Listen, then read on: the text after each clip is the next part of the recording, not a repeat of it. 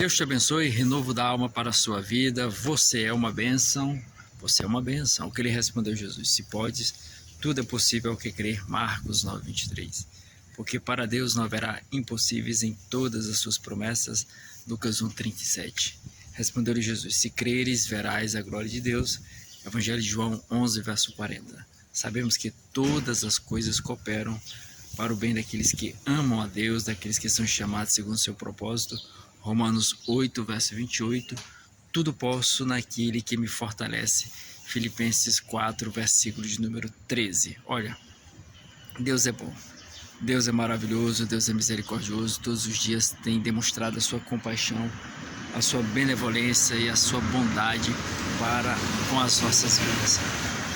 Olha, e o amor de Deus é de uma imensidão maravilhosa, viu? É de uma graça, de um favor imenso, intenso para com cada um de nós. E nós temos que agradecer a Deus.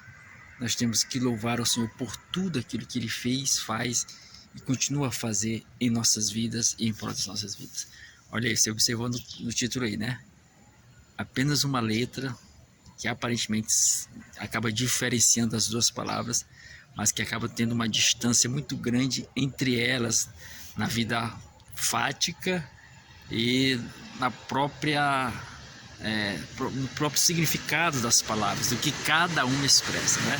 Observa, ouve, O-U-V-E, ou ouve, H-O-U-V-E, quer dizer, só o H que tem em uma das palavras e a outra não.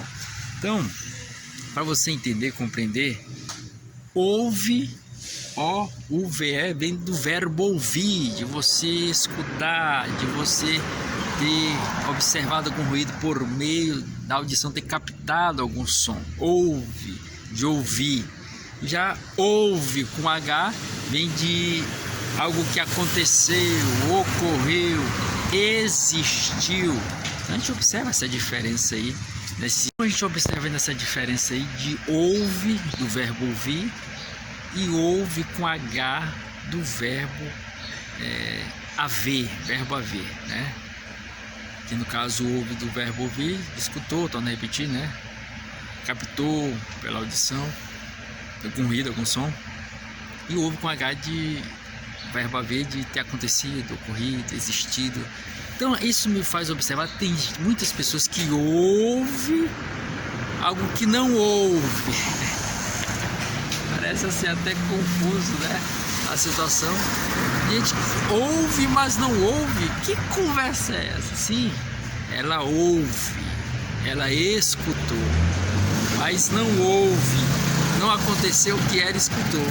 É só o que tem. Aí a pessoa pega e vai passando a informação para frente, vai difundindo a informação, vai divulgando os relatos sem ir atrás para saber se é verdade, se verdadeiramente ocorreu, se verdadeiramente existiu, que é a questão do ouve com H, né? Então, veja isso aí, analise, é uma reflexão que nós temos que fazer. Tem esse trocadilho aí, podemos chamar assim, para te chamar a atenção, né? Observe bem o que você anda ouvindo, para você não jogar para frente essas palavras, essas informações, que você pode matar pessoas das mais diversas formas, das mais inúmeras maneiras, trazendo reflexos devastadores para a pessoa, que de certa forma você acaba passando a informação relativa a uma pessoa, ou para os seus familiares, ou as que fazem parte do seu convívio social, familiar, sentimental. Quantas famílias foram destruídas, quantas pessoas foram profissionalmente arruinadas por causa de informações, quantas pessoas foram vítimas de informações no percurso da história, nos mais diversos tempos, nas mais diversas localidades, nas mais inúmeras épocas. Quantas pessoas foram vítimas de informações e tiveram as suas vidas destruídas, aniquiladas por completo, porque alguém ouve, mas não procura ir atrás do que ouve. Rapaz, é sério, a questão é séria, nós temos que observar isso aí, né? Nem tudo que você ouve, tô confundindo aí, mas é as palavras que eu expliquei anteriormente, viu? Ouve, O-U-V-E, né? Do verbo ouvir, e ouve com H na frente, H-O-U-V-E, do verbo haver. O primeiro de ouvir, escutar, o segundo de ter acontecido, ocorrido, existido, ocorreu, aconteceu, existiu. Então, quando você ouve algo, você tem que procurar saber se houve, se aconteceu, se existiu, se ocorreu, e não sair, de certa forma, recebendo a informação, passando para frente sem ter cautela, porque olha, a língua, a palavra tem um poder muito devastador. É um poder muito grande as nossas palavras, por isso nós temos que saber o que nós estamos falando, o que nós estamos dando sequência, porque isso pode levantar pessoas, bem como pode abater pessoas, pode erguer pessoas, bem como pode destruir pessoas, pode dar vida a pessoas, bem como podem matar pessoas. É forte. Olha o que Salomão nos diz, o grande rei Salomão, um dos homens mais sábios que pisou nesta terra. Ele vai descrever no seu livro em Provérbios, capítulo 18, versículo 21. Olha o que Salomão diz. Provérbios 18, versículo 21. A vida e a morte estão no poder da língua. O que bem a utiliza comerá dos seus frutos. A vida e a morte estão no poder da língua. O que bem a utiliza comerá dos seus frutos. Então você tem que saber como você tem utilizado a língua. Como você tem proliferado as suas palavras. Observe, veja e analise o que você tem dito.